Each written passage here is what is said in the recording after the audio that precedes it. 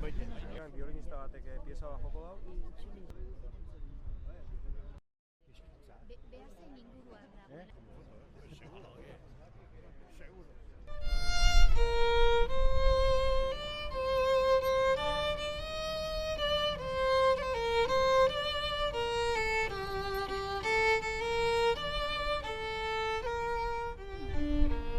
Bota ziguten argala ezker abertzalearen iturburua. Neiko jakina da argalak Alfonso Sastrerekin urteetan izan zuela harreman jarraiki eta zuzena.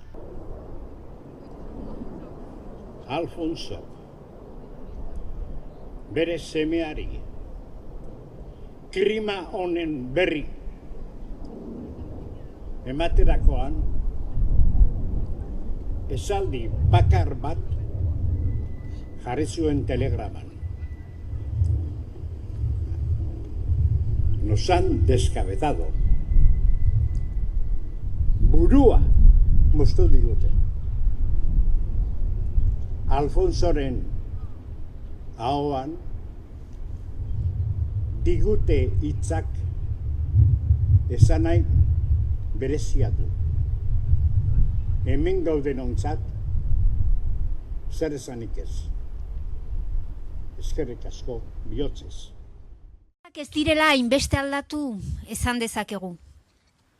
Kapitalismoak berritasunak konsumo bitartekoa edo kontzeptua bilakatu badu ere, gaur egun teoriak egun batetik bestera aldatzen badira ere, guk esan dezakegu, orain dela 40 urte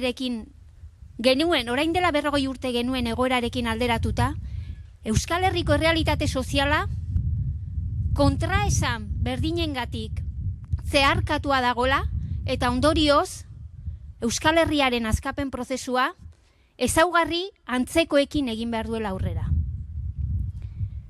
Esan bezala, estatuak eta sistemak amnesia kolektibo bat sortu nahi baldin badute ere, guk esan dezakegu hemen badagola herri bat, estatuari begiratzen diola, estatua izateko ibilbideari begiratzen diola, hemen badagoela populo bat, hemen badagoela jendarte bat, justizia sozialean oinarritutako jendartea eraiki nahi duena, eta hemen berriz badagoela elite politiko eta ekonomiko bat, egungo estatus politikoa mantendu nahi duena.